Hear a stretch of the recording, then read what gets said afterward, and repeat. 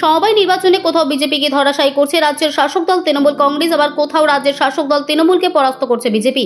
এবার পূর্ব মেদিনীপুর জেলার মহিষাদল গড়কমলপুর সমবায় কৃষি উন্নয়ন সমিতির পরিচালন মণ্ডলীর নির্বাচনে বিনা প্রতিদ্বন্দ্বিতায় জয়লাভ করল তৃণমূল কংগ্রেস। বৃহস্পতিবার ছিল মহিষাদলের গড়কমলপুর সমবায় কৃষি উন্নয়ন সমিতির পরিচালন মণ্ডলীর নির্বাচনে মনোনয়নপত্র প্রত্যাহারের শেষ দিন। সেখানে দেখা গেছে মোট 12টি আসনের সবকটি আসনে বিনা প্রতিদ্বন্দ্বিতায় জয়লাভ করে শাসক দল তৃণমূলের প্রার্থী।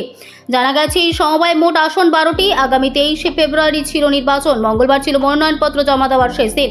সেখানেই মোট 12টি আসনে তৃণমূলের পক্ষ থেকে 13টি ও বিজেপির পক্ষ থেকে 13টির মধ্যে মোট 26টি মনোনয়নপত্র জমা পড়ে। তবে বৃহস্পতিবার মনোনয়নপত্র প্রত্যাহারের দিন দেখা গেল তৃণমূলের প্রার্থীরা বাদে সকলেই মনোনয়ন প্রত্যাহার করে নেন। ফলে এই সমবায় বিনা প্রতিদ্বন্দ্বিতায় জয়লাভ করে তৃণমূল কংগ্রেস। দেখুন, মহিষাদল ব্লকের গড়কমলপুর গ্রাম পঞ্চায়েতে গড়কমলপুর সমবায় কৃষি উন্নয়ন সমিতির যে নির্বাচনে ভারতীয় জনতা পার্টি 12টি আসনে প্রতিদ্বন্দ্বিতার জন্য মনোনয়নপত্র দাখিল করে। কিন্তু লক্ষণীয় বিষয় হলো এটাই, এই সমবায় সমিতি অত্যন্ত জীর্ণ দশা ভুগছে। এখানে যে সমস্ত লোন বা দাদন দেওয়া হয় তার যে লাভ্যাংশ যৎসামান্য পাওয়া যায় তার মধ্য দিয়ে সমবায় সমিতি পরিচালনা করাই কষ্টকর।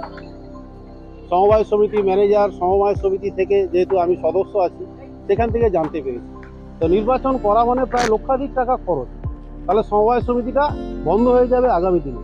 তৃণমূল কংগ্রেস চাইছে এইভাবেই যে এই সমবায় সমিতিটা উঠে যাক। এই সমবায় সমিতির নামে রেশন ডিলার হওয়ার কথা, কিন্তু লক্ষণীয় বিষয় শাসক দল তার নিজের কাছের লোককে এই সমবায় সমিতিকে না দিয়ে তার নিজস্বভাবে ব্যক্তিগতভাবে রেশন ডিলার দেওয়ার পরিকল্পনা। গতকাল ছিল নমিনেশন তোলের লাস্ট ডেট। তা দুইটা পক্ষ থেকে 26টা নমিনেশন করেছিল। 26টার মধ্যে 26টাই বৈধ ছিল, কিন্তু শাসক বিরোধীর একটা সমস্যা ছিল। বিরোধীরা তাদের সমূহটা উইথড্রল করে দিয়েছে আর কি সব, কারণ সমিতির অবস্থাটা খুব ভালো না। এখানে মেম্বাররা বুঝেছে যে এখানকার সমিতিটাকে বাঁচাতে গেলে ভোট করে শুধু 1-2 লক্ষ টাকা খরচা করে কোনো যুক্তি নেই। দেখুন, গড়কমলপুর সমবায় সমিতির আগেও আমাদের তৃণমূলের দখলেই ছিল, গ্রাম পঞ্চায়েতে আমাদের তৃণমূলের আগেও ছিল। এতে আমরা আশাবাদী ছিলাম এ সমবায়ে উন্নয়নের কাজ মমতা ব্যানার্জির নেতৃত্বে হচ্ছে রাজ্যে।